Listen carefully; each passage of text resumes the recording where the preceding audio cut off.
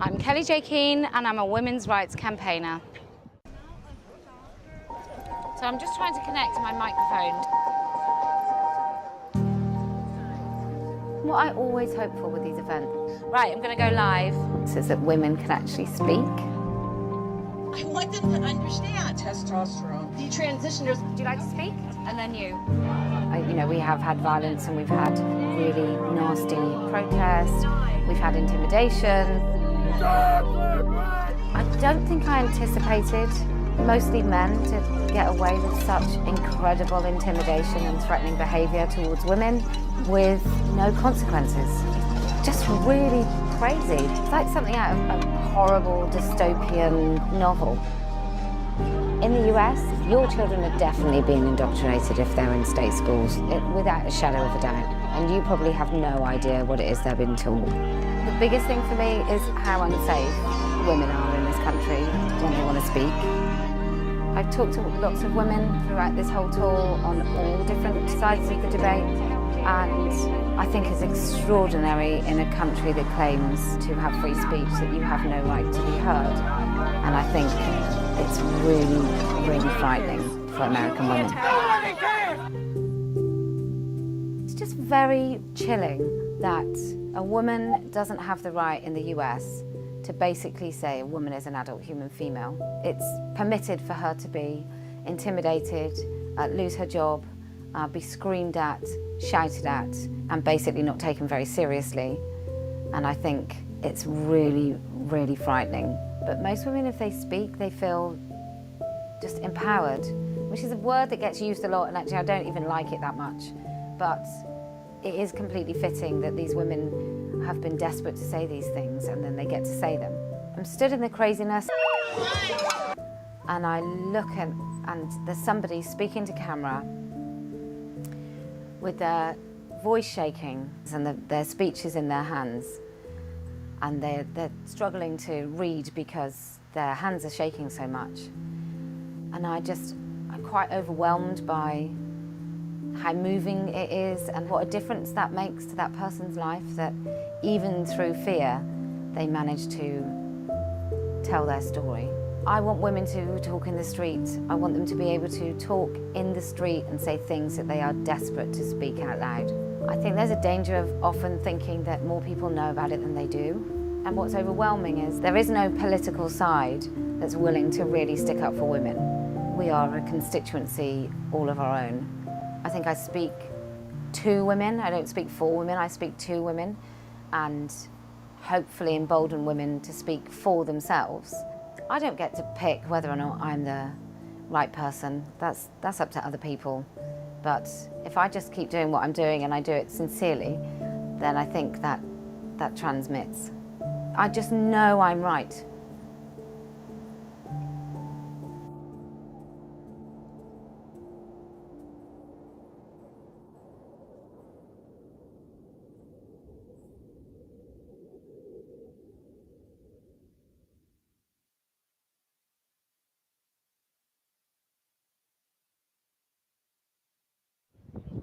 I'm Kellie-Jay Keen and I'm a women's rights campaigner.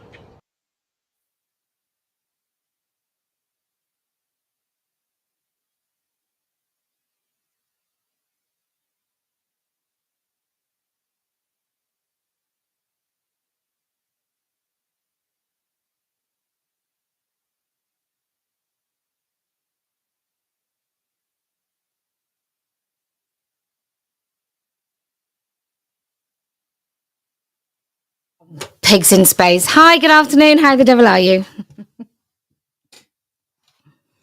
Don't drink or do drugs, kids. Not doing any. Don't even drink anymore. Look, this is no alcohol. Anyway, good afternoon. How the devil are you? I showed you a little clip of what I did in the United States of America. And it was about 3 years ago. And I made that film because, and it was around this time, it was amazing meeting American women, except there was a woman called Ali Snyder. So, and she was amazing. And she gave me these little, we sell them actually now, and she makes them by hand, these little shoe tag things. And she made me one Turf, I think it says. But anyway, we sell them. Have a look on our website. They're amazing. So, so I did this thing in America, and I think we're all hoping that everything is going to change in the United States as soon as Trump takes office. And I know this is going to annoy some of my biggest fans, um, the socialist feminists, but him taking office has definitely changed the world. It feels like a different place. It will feel like an even more of a different place once he's in office. And I kind of feel, and just bear with, I sort of think we need something to disrupt the monopoly that the Labour Party and the Conservative Party has on politics. Now, I'd like to say Party of Women. I think we're the only party that's going to talk about this issue. We're the only party that's going to centre women in the things that we do. And by virtue of centering women, do you know what? We make everybody's household just that little bit more bearable. So I'm completely unapologetic about that. But our issues often kind of climb down there, just get chucked into the sea. They never stay central, right? So that's one thing. So Party of Women, really important as a campaigning political party. Remember, we came out of the European Union. I don't think UKIP had a single MP. I don't even know if Reform had it. I think Reform is after Brexit, but we came out of the European Union on the basis of campaigning, single issue campaigning, and that's what I intend to do with Party of Women. That's the job of Party of Women. So I think we need respite. Now, Trump, what I think Trump represents, and frankly, if you don't agree with me, don't bother to tweet or anything because I don't care. What I think Trump represents, even if you hate him, is he represents respite between the monopoly of sort of elitist Republican politicians and the monopoly of elitist Democrat politicians. And even if you hate everything about the man, what he's going to do is he's going to give everybody just a little bit of a break from all these people that are all best mates, right? The uniparty. So we just got to hope that the Republicans totally back Trump and his plans, because I think America will be a better place. It'll certainly be a better place for women. And again, if you disagree with me, you can write it down. I promise not to read it. When it comes to this country, we've had like the grooming gang, the Pakistani Muslim pedophile rape torture gangs, right? These men, they have operated, some people sort of say as far back as like 1960. I've seen an article in a newspaper from two girls that abused in 1960, right? So let's be conservative. Let's just say it's 5 decades. We've had sort of supposed to be quite right-wing conservative governments. We've had quite left-wing Labour governments. We've had Tory light. We've had Labour light. We've had couldn't bloody tell the difference. If you ask me, if I read their policies, I couldn't actually tell you the things that they tangibly did in government. I'm not even sure I could tell you whether they were Conservative or Labour. And they have just more of the same. I remember being on the left, and when people said, "Oh, they're all the same," I thought, "Oh, that's so what a stupid thing to say. Of course, they're not all the same, but they're all the same." And actually, more than that, I think in this country we have this veneer of democracy where we all think that we're voting for particular politicians, and actually, the civil service run everything. And so, how do you change the civil service? One of the things that I've always done is I genuinely believe in order to change, just one moment, because it's probably that guy who rings me often, who I think might have taken puberty blockers, so has a tiny penis and pretends to be a detransition woman. And he phones me and he's very, very abusive, and talks about my kids and stuff. Horrible. Anyway, when it comes to these parties and grooming gangs and so on, neither party's really addressed it. Like they're the same. They're totally and utterly the same. And we can't rely on any of them. And then the civil service. Right, that's where I was. So I got totally distracted by that. Sometimes he phones me at like 3:00 in the morning. It's very tiresome. So when it comes to what I've always intended on doing, it's making it just impossible for politicians to ignore us lowly oiks, right? Us taxpayers, us workers, the people that you went and clapped for every Thursday, like those people, the people that kept the country running when we all had to wear masks and stay indoors for like 25 years. Those people, it's about reaching those people. It's about convincing everybody that there is an issue, so much of an issue that they need to come out and they need to talk about it. And I'm not talking about a fucking foreign war. I'm not talking about that. And yes, it's terrible, and there's terrible things all over the world all the time. But we have an apathy in this country that unless it kind of smacks you in the face, everyone's like, "Oh, it's fine. It'll go away." Well, I don't think anything is going to go away. Actually, I think everything's going to get worse. So I think reform. Like them, loathe them, hate them, think they're amateurs, I don't care what you think of them. We need some sort of lightning bolt through the system of government that we have. Huge lightning bolt that basically says if you don't fucking do the things that you said you were going to do when you were in government, if you don't deliver, then we're not going to vote for either of you two. Like the Labour government are going to tax, they've put VAT on private schools and they said, oh, we're going to do it and we're going to make everyone's education so much better. And it's bullshit. There's no such thing as ring fencing money. It's not like genuinely, it's not like there is someone counting out coins at the government and they go, oh, we've got some new coins there. Okay, great. Let's push that money over there. That's not how it works. We're all going to learn. I'm going to teach you over the next few weeks. We are going to learn how the thing works, because if you don't know how to play the game, you're always going to lose. And there's always going to be somebody that can play it better than you. But when it comes to reform, I just think we need something bold and shocking to really force all these WEF globalist people that you can't care about NHS hospitals if you've got your eye on the globalist prize. You can't do that. You can't do both. You can't both be trading with poor countries and having cheap labor and destroying and disseminating our manufacturing and care about working class people. You just can't do both. It can't be done. It just can't be done. And I don't trust necessarily billionaires who want to go and occupy Mars. Colonize Mars, whatever it is that he wants to do. When actually we are going to lose loads of jobs from automation. And what is that going to do to us in the end? And I know I'm really off topic, but I'm kind of on topic. We have a crisis with children in this country because they don't go out and play. They don't have any resilience. And the government's fix to that is fucking counsellors in schools.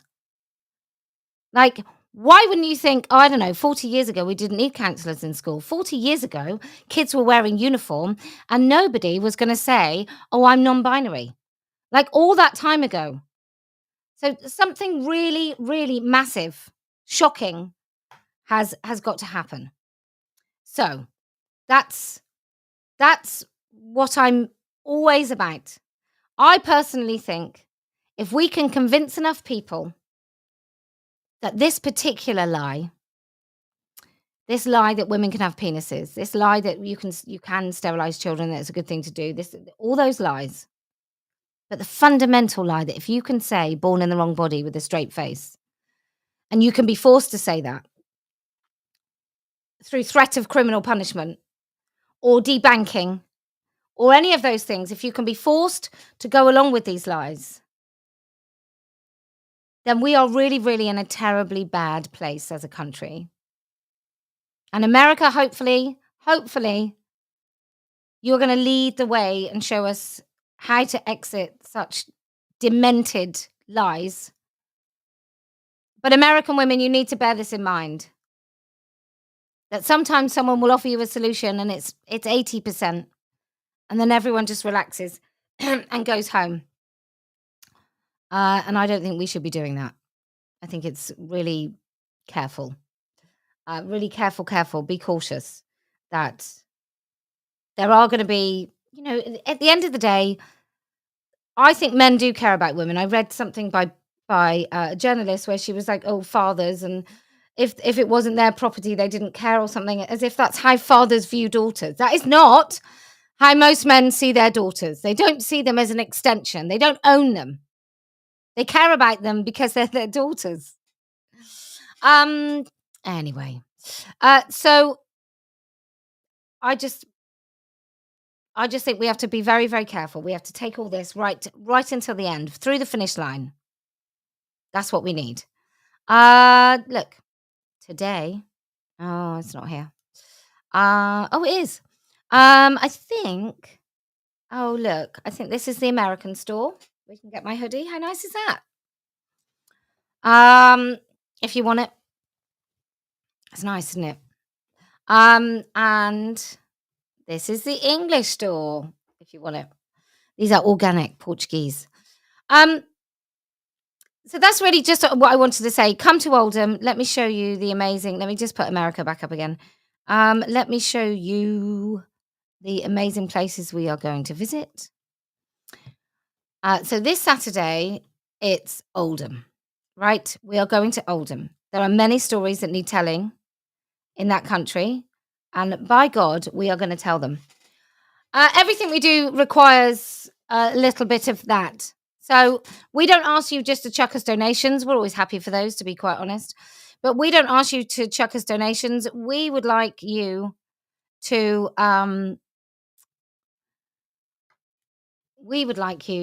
buy and be part of the conversation. That's what we would like. So we're going to be in Oldham on the 11th of January, 26th of January. We're going to be in London. On the 1st of February, I will be in Rio, and I'm so excited.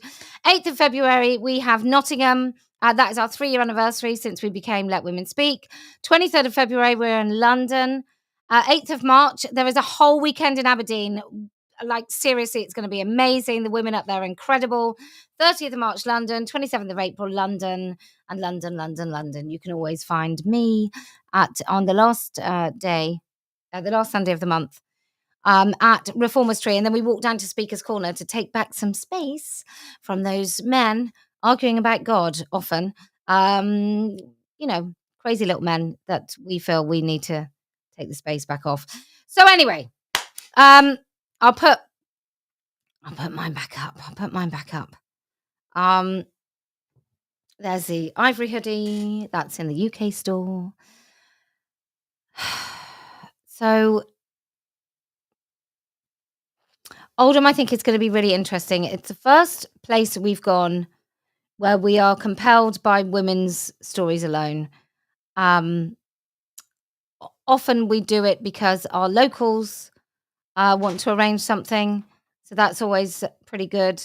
But this time we're going to do it because we feel it's a place where women's voices need to be heard. If you come along, you are more than welcome. We will look after you. Women are incredible that come to our events. We have contacted the police, so there will be a police presence. I don't know whether that makes you feel more safe or not. If you, lovely people, can keep speaking the truth, don't let anybody shame you into silence, then I promise we will win. If you can just be bold, seriously, Let Women Speak is a global movement. We have changed attitudes in entire countries just by women speaking. I promise you, it's insane, but it's true. And if you can do that, I promise we will win. And do you know why else we're going to win? Well, because I never lose.